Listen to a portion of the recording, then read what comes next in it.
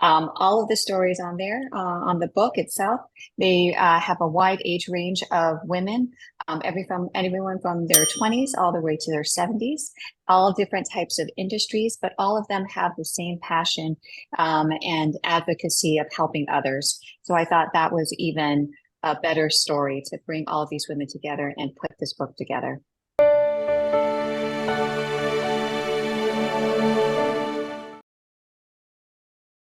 Ladies and gentlemen, have you ever felt that sometimes we don't acknowledge the people who need acknowledgement, especially those who made so many sacrifices to be where they are today? Well, guess what? Today we're going to be acknowledging what we'd like to call Sheroes. And today is season 16, episode 5 of The Leader's Edge. And in today's episode, we will be talking with two of the contributors to a book called Sheroes. And so I'd like to invite them to introduce themselves. Anybody can start. Okay, sure. My name is Monica Maralit. Thank you again, Dino, for having me on again. I'm with PSG Global Solutions. I'm the Senior Vice President, and I'm also the President and founder of the Victoria Heartstrong organization, and also one of the contributing authors for Becoming Sheroes, Stories of Heartstrong Women. Thank you so much, Monica. Shawntel, could you tell us a little bit more about yourself? So, hi, my name is Shawntel Nieto. I'm the co-founder and president of the One Quinta Food Program, co-founder of Sustainable PH and the Sustainable Podcasts. I currently work in Deloitte as a sustainability consultant, and I'm taking my master's in public policy at the University of Oxford. I'm one of the co-authors, co-contributors of the Sheroes book. Okay, we are definitely in the presence of greatness because I know that both of you didn't get to where you are just by taking it easy. You did what it took to be what you are today.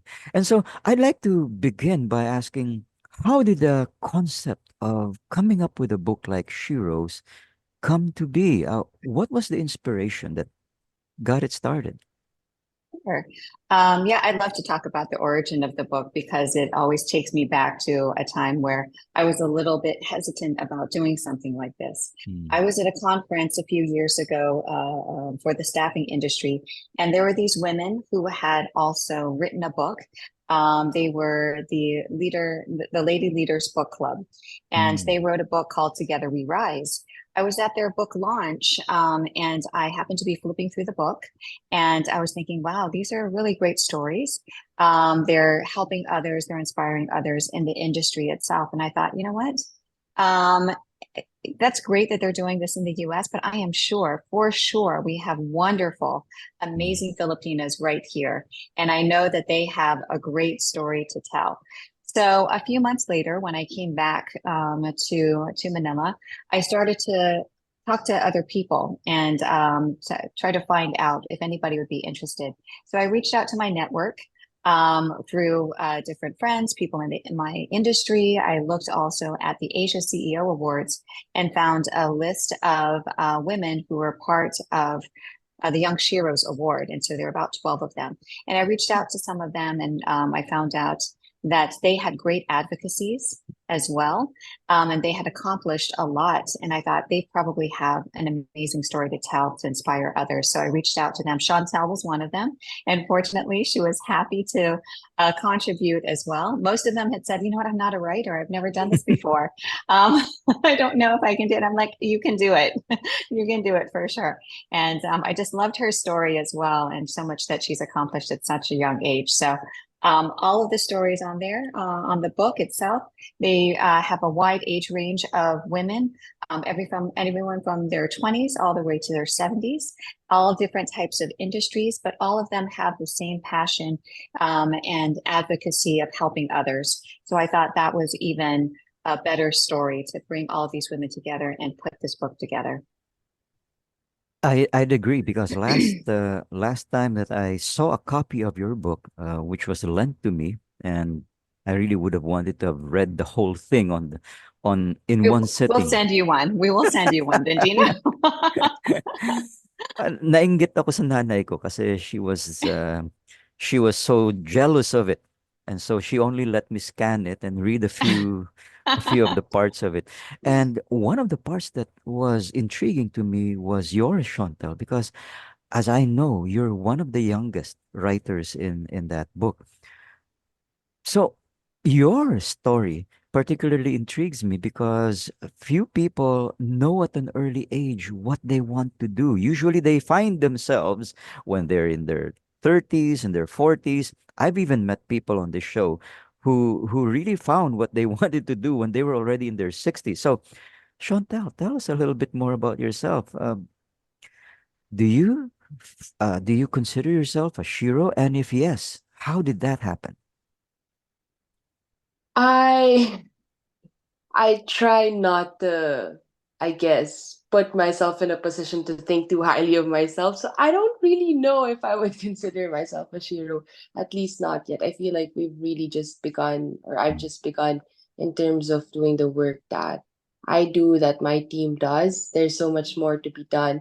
But I do think that what we work towards, what we're striving towards, and what the team accomplishes, whatever team I might be talking about, whether it's in the One Kind of Food program, um, Mm, Sustainable Rumble, Sustainable PH at the time, Deloitte, it's all, yes, that is heroic in a sense. I think I'm just starting, but generally, to your point, sir, I, yeah, I think I got lucky in terms mm, of being able to get a semblance of what it is that I want to do. mm, I never really planned for it to happen in a sense. I'm I'm really like, I wish I could give a blueprint in terms of like how it's done, or mm, what I did to be able to uncover what the answers are. But the truth is, it all just happened. It's always just about seeing what's out there, saying yes to opportunities if I feel as if they resonate with me, trying it out, and then from there trying to see which ones I enjoy, which mm. ones provide some form of positive contribution to people or things that are more than me, and then which ones I want to commit to, and then choosing to commit to that. And then what I found really is that the more you get to do it, the more of yourself you get to know, the more of your contribution to the world you get to figure out. And then that's how you sort of derive some form of meaning through the work that you do. So that's been my journey. I think it's been working so far in a sense, or at least it's helped me create this form of meaningful work even at a young age. That's incredible because I know that it is such a small percentage of the world's population that can figure out where they would like to start, where they would like to go. And having interviewed Monica in a previous episode, um, she impressed me. So I'd like to ask Monica, um, Mhm. any changes, any breakthroughs since the last time that we talked? Yeah, absolutely. Absolutely. Thanks, Dina. So the last time we spoke, I really focused in on the industry that I'm working in staffing for PSG Global Solutions. And since then, I've opened up an organization called the Victoria Heartstrong Organization. And we focus on providing financial support and comprehensive support to underprivileged young women, those who are in high school Wow. and college. And so we started this. We started this in August, Mm, and we have 7 scholars right now. mm, All of them are from Venezuela and a part of the community in Venezuela. And I opened up the organization really because it was in honor of my grandmother and my mother, who are very focused on education.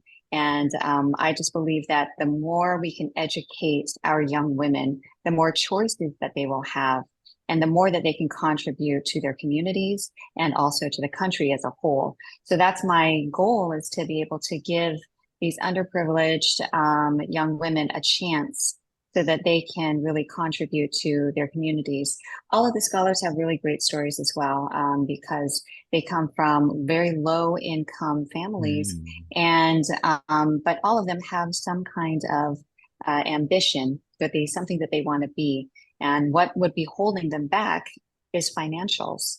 And beyond that, as I interviewed them, one of the things that I learned is outside of just that, their mindset is still very limited Mm. because of that too. So when I asked them if you could go to school anywhere, if you can go to college or high school anywhere in the world, anywhere would where would you want to go?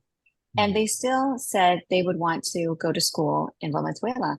And Oh, I was like, well, there's so many other schools that they could go to. I mean, right. I'm sure maybe they know of these other schools. And so I asked that, after getting the same answer a couple of times, I asked, why would you choose this school? And they said, well, that's what my budget can allow. Mm. And I was like, even with the opportunity to do anything, I already said anywhere, you could do anything.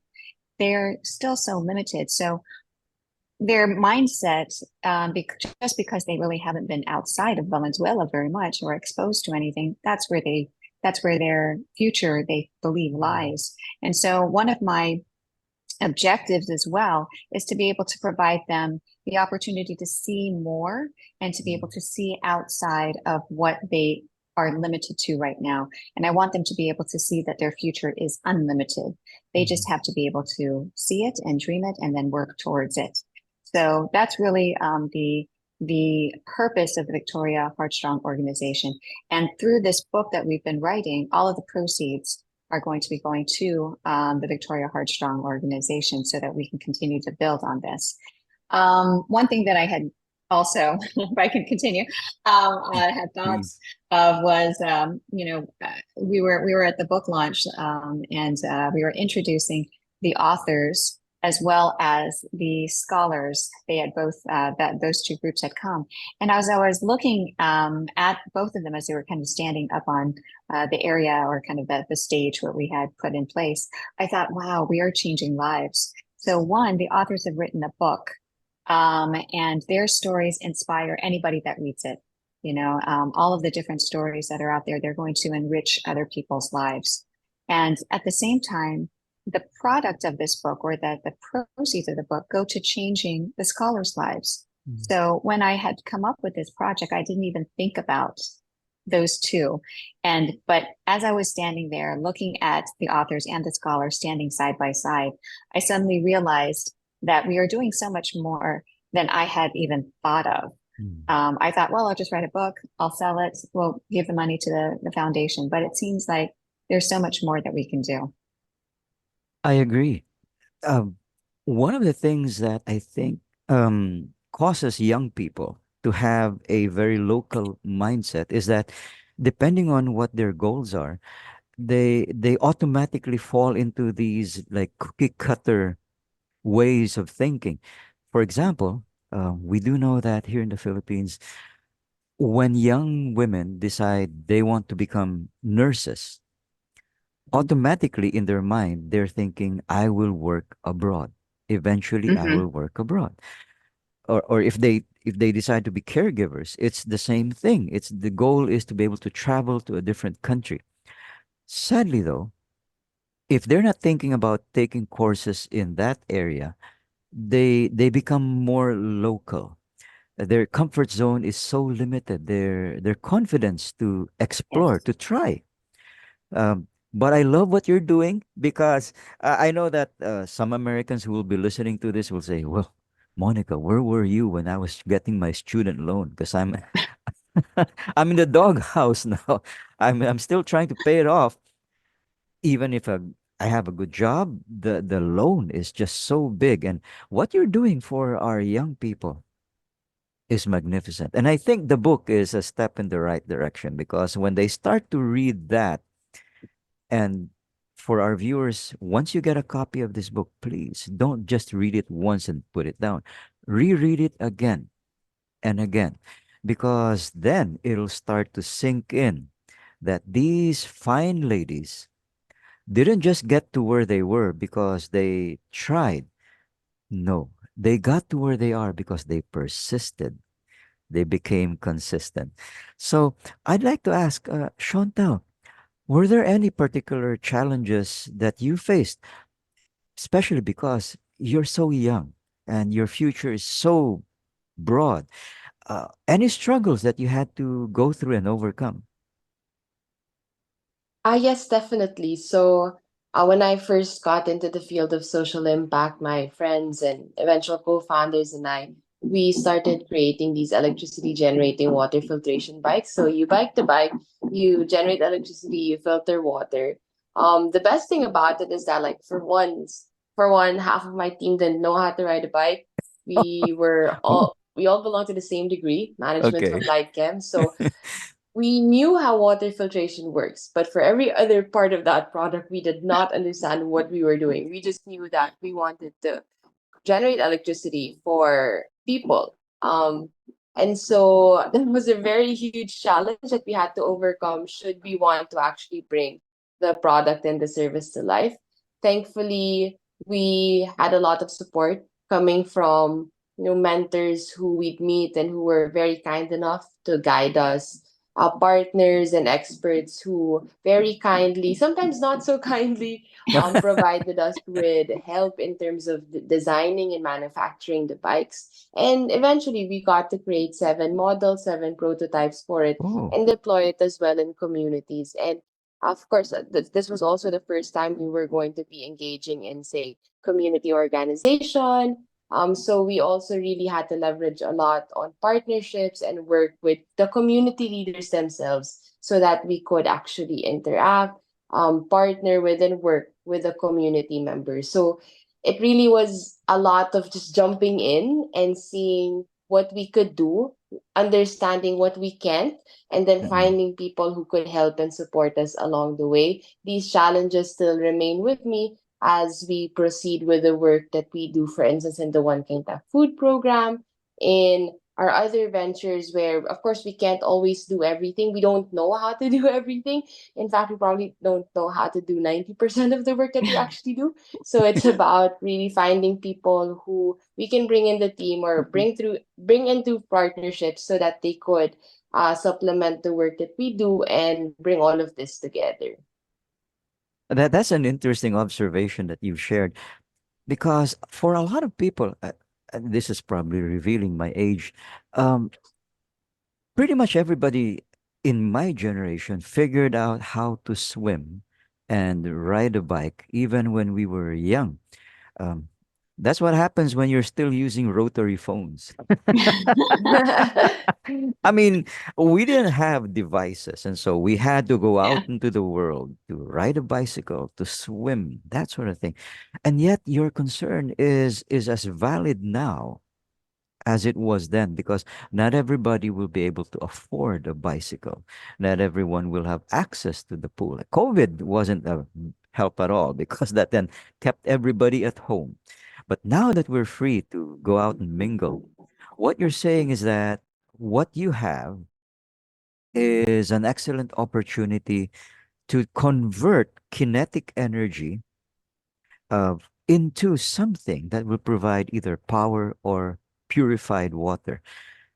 And speaking for the senior community, I like that because it means exercise for people like me while we're able to provide more water, more power to you.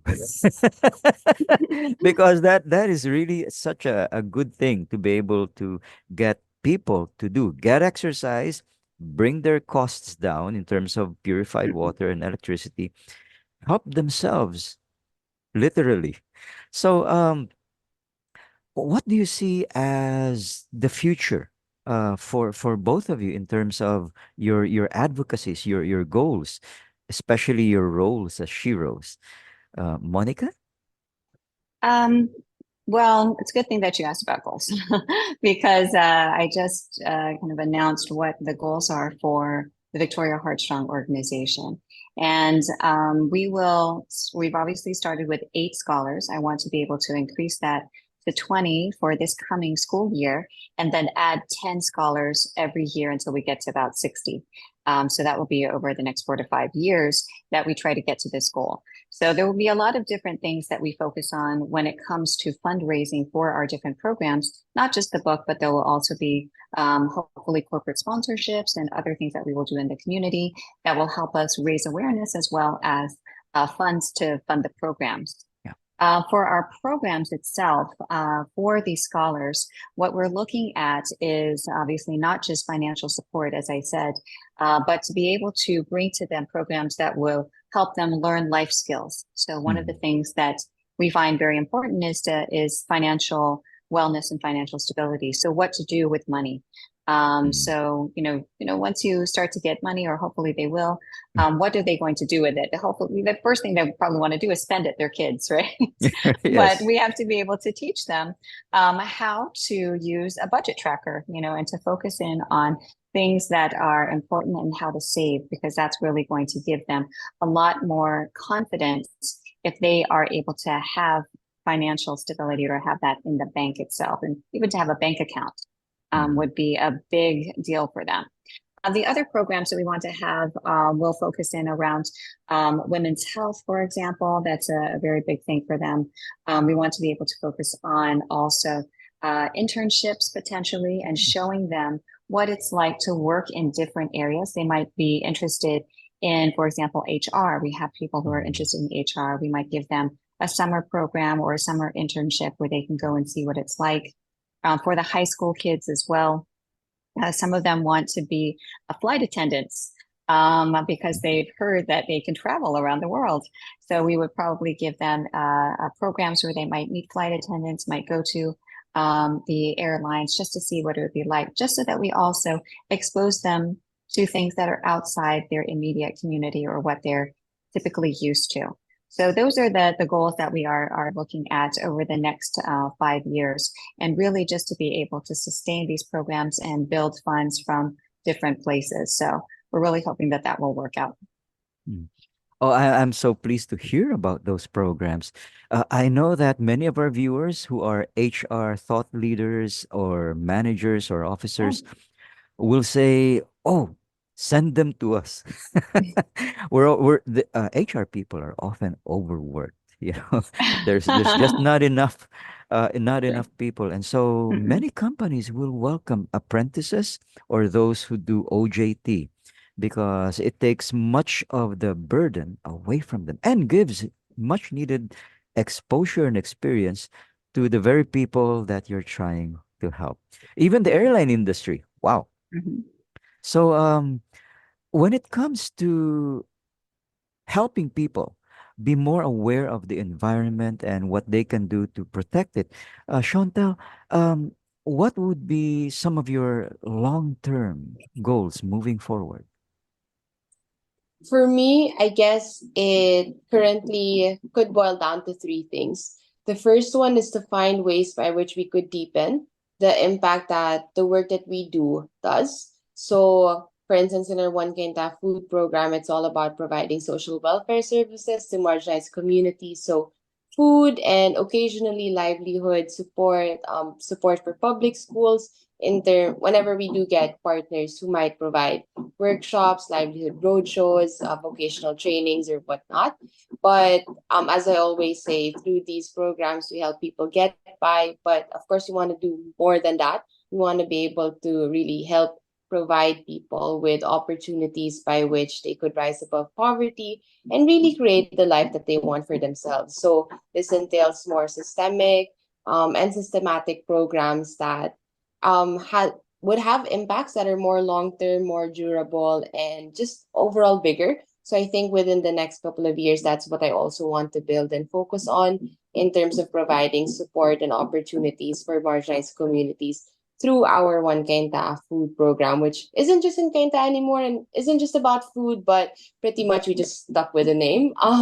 For my work in sustainability, it's also still about being able to work on these kinds of bigger projects. Last year, I worked on designing the start of circular economy hubs across two cities in the Philippines. Right now, we're working on a couple of things that I don't think I can say based on like certain, I don't know, Monica, you'd know about HR policies, but basically, to do more of these kinds of projects that have bigger impacts and that work on larger scales so that we can bring the practice and discipline of sustainability to more organizations and at the same time cities, agencies, and maybe even laws. So we'll see how that goes. But that pretty much, I guess, would be the first pillar in terms of what I want to do. Just strengthening what we do now and really deepening the impact that it gets to create so it can reach more people in stronger, deeper ways. The second one is to open more doors and opportunities for other people to do the same as well, to lead as well. At Sustainable PH, when we were working on our programs for the longest time, the focus really was on creating more and more sustainability leaders through training organizations and their people on sustainability, through launching what we called Learn to Lead Sustainability, which is a 10-week program on sustainability management that people can apply for and Mhm. learn from, and through building, say, a community and network of sustainability practitioners and professionals that can really come together, work together, and build each other up. So that was our focus for the longest time. And I believe just this principle of being able to create more leaders out of everyone is something that I'd aspire to be able to contribute to through the work that I do. And the last one I think is to also just enjoy life. I mean, generally speaking, whenever we talk about the work that we do and why we do it, of course, mission and meaning are at the forefront. But I think what I've learned over the past couple of months is that it's just as important to always enjoy the journey, to enjoy our lives as we go about it. Kasi kung hindi naman, sayang naman. Diba? Mm. Bakit ka pa nagtatrabaho kung hindi ka rin naman pala mag-aalaga sa sarili mo?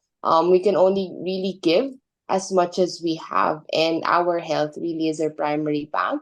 Our core personal lives, our time with family and friends still very much matter, and I guess would act our as our core support system that would help keep us going. So I think a lot of focus on that and on nurturing that as well would come about for me within the next couple of years. Or maybe supposed to be forever, right? That's how it's supposed to go. Yeah. For sure. That is a wonderful thing that you both are trying to do. And good news, it sounds like you're getting a lot of support as well. And yep, I understand what those non-disclosure agreements mean. Some people just don't want to be broadcasting that they're doing this sort of thing, and yet others would like the whole world to know. Uh, Especially, for example, you get congressional support. They would like to announce that their office is assisting. So yeah, they help, but it comes with strings. But in any case, um, should people want to reach out or find out more about your programs and your activities, are there websites? Are there places that they can go to check things out? Let's start with Monica, for example. Yeah. Um, is there a website that they can visit? Yes, absolutely. I'm going to tell you guys about two websites. One is to purchase the book.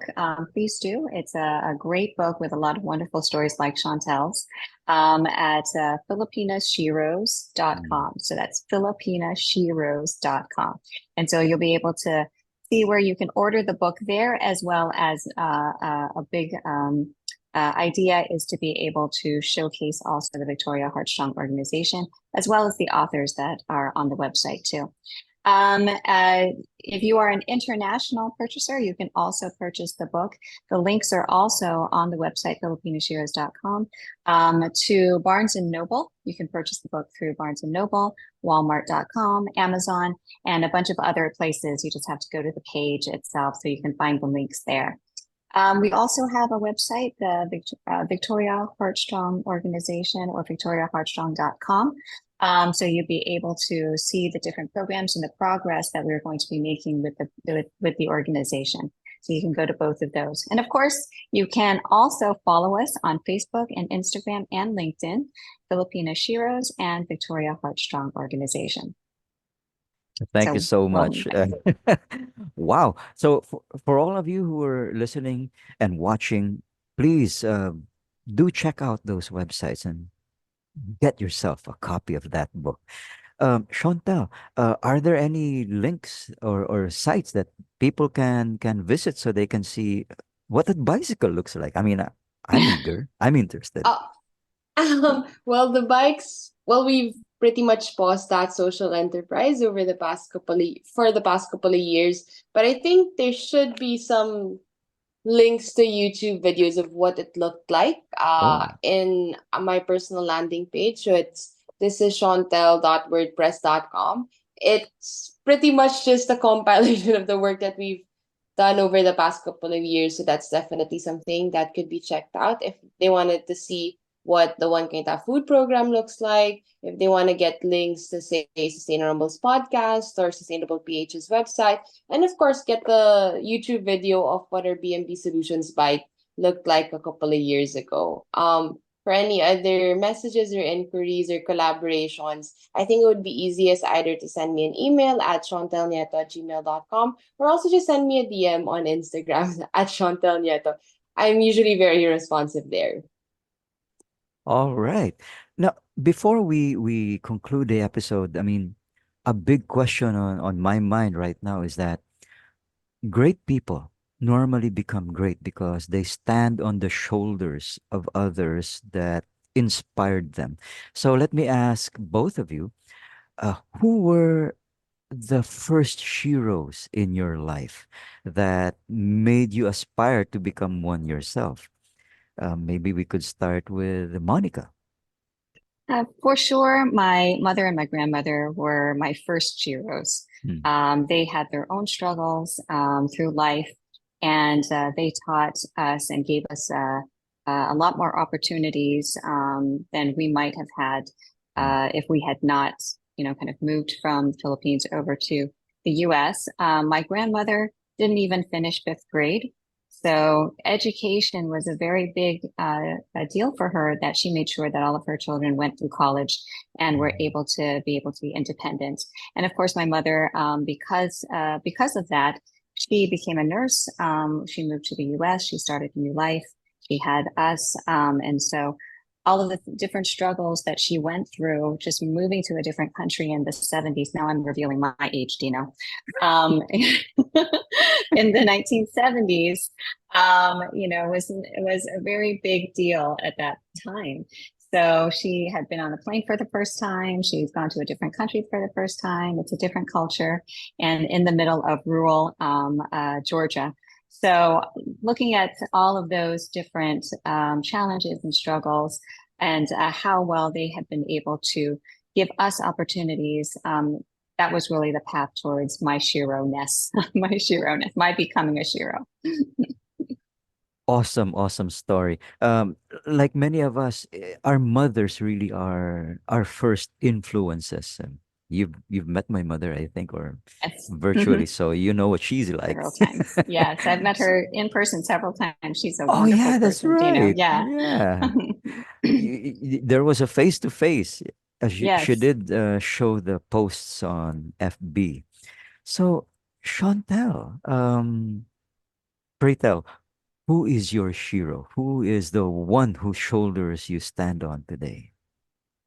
Well, I guess we're building on a common theme because my answer, first and foremost, would of course always be my mom as well.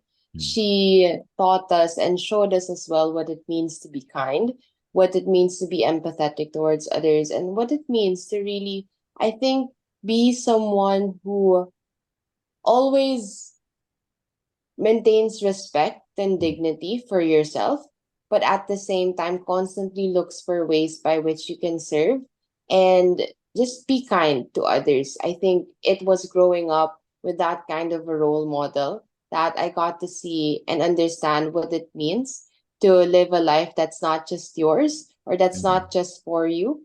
And when she, I guess, whenever she does what she does, whether it be understanding me and my brother's, quirks and here and there and being able to adjust accordingly, or if it's about giving, say, her patients, she works as a dentist right now, gives her patients like birthday cakes, then I think it shows us like through big or small acts, you can always make a difference and you can always create this kind of impact. And I think growing up with that kind of a role model really shaped us to be who we are. With by we I mean my brothers and I. Like it really shaped who we became, who we're becoming, and I'm really thankful that we have a Shiro in my mom. Mm. So this is a reminder to all of you out there watching that you can become somebody's hero. Uh, it doesn't. You don't have to be an Angela Merkel. You don't have to be Leni Robredo. You don't have to be President Chai of Taiwan. You could be somebody who can inspire your own family, your friends, your neighbors, young people to pursue better education, just like Monica is doing, or Chantel to help people really think about the environment, how to help people, how to help themselves. And so, a question, of course, is that is there another book that might be coming out in the future? You never know. Everybody, people ask me that for sure. Yeah, I hope to. I mean, if it goes well, I mean, I think more immediately, if we were going to do something more, we'd probably do an audiobook. I have to talk to the authors about that, but an audiobook might be the next step, and then a Shiro, becoming Shiro's part two might be in the future for sure. I just believe that there are so many people with great stories who can continue to inspire Mm. others through their lives. And this is just one way to do it. Okay, so thank you so much, Monica. Thank you so much, Chantel. And to our viewers, please do leave comments because our guests really love to read them to find out how the episode impacted you. And coming up next is part two of Sheroes, where we will be interviewing Loris Chongbian and Stephanie Tumampos. And that'll be with Paul Angelo Lazo, who will be doing the hosting. That'll be Sheroes part two. Don't miss that. And so if you if you want to be updated, just click like, share, and subscribe. And remember that learning is a never ending journey with limitless vistas. Good day.